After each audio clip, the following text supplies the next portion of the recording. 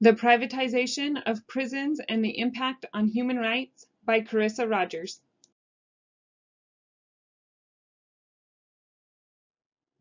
Two main corporations that we will be looking at are Corrections Corporate of America, CCA, three men founded CCA, Thomas Beasley, Dr. R. Krantz, and T. Don Hutto, now known as CoreCivic. GEO, previously known as Wakenhut Corrections Corporation, also acquired Correctional Service Corporations and Cornell Companies. Mainly held by institutional investors, the industry is dominated by these two corporations. They are also known as the Big Two. The idea of private versus public incarceration and punishment may have started as early as 800 BC in ancient Greece. Historians generally agree on this general timeline as the birthplace for criminal law. Individuals would opt to settle disagreement through third-party arbitration rather than with violence. The major change came when the first private prison came about in 1984. Corrections Corporate of America won the bid to take over Silverdale Detention Facilities, based in Hamilton County, Tennessee. Following in the footsteps of the United States, the United Kingdom revisits the issue of privatization since the 16th century. They began to issue contracts for private companies to take over facilities in the early 1990s. Starting with Wald's Prison, the previously mentioned Big Two, CCA and GEO, also run facilities in the United Kingdom. As a percentage of total prison population, private prisoner percentage is more than double that of the US as of the end of 2016. Modern privatization in the United States, as it is known today, is a relatively novel concept. Getting its start in the 1980s, it has always been commonplace for the government to hire outside help as needed, regardless of department or industry. In the United Kingdom, the contract for Wald's Prison expired in 2013 and has reverted back to the public sector. Today, although not prisons per se, multiple immigration centers designed to remove illegal immigrants are ran by private companies. By following the trend from 2003, the average annual increase at the state level is 7%, and the federal level is 2.2%. Of this total combined prison population of 1.5 million, about 8% were held in private prisons. The trend was on a more recent downward slope, with a decrease of 3% of private inmates between year 2012 and 2013. Two states, Kentucky and Wisconsin, discontinued all use of private prisons between these 2 years. The idea of privatization is not inherently bad, since it's simply a different organizational structure versus the public option. However, there are many pros and cons to privatization. Starting with the pros, the rise of privatization is a direct result of the bulging prison populations, due in part to stricter sentencing and unreasonable mandatory minimums. Governments were ill-equipped to handle the large influx of inmates and opted to basically hiring out the help.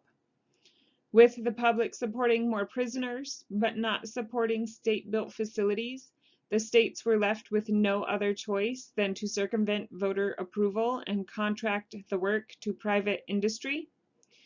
In addition to the flexibility, the government also has potential to share its liability with these private companies.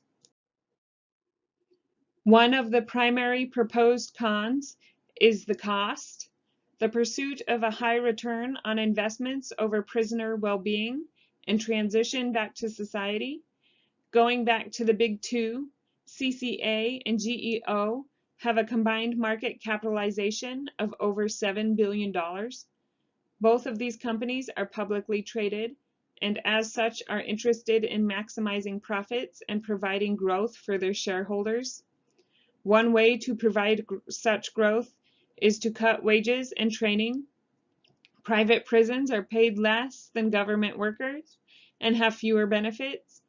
These harsh staff conditions have resulted in a much higher turnover rate, about 53% in private versus 16% in public facilities. Having such a high turnover results in less experienced staff and an inability to manage prisoners, which is why private prisoners were found to have approximately 50% more inmate on inmate and inmate on staff assaults. After the abolishment of slavery, women continued and still continue to struggle for equal treatment. The women's suffrage movement and the Civil Rights Act made sweeping changes to the nation. Taking a step back in human rights history in the late 1960s, the United States Senate made great headway by approving participation in 3 covenants: the International Covenant on Civil and Political Rights, the International Covenant on Economic, Social, and Cultural Rights, and the International Covenant on the Elimination of Racial Discrimination. The first of these 3, the International Covenant on Civil and Political Rights, is the most relevant to the discussion about prison privatization.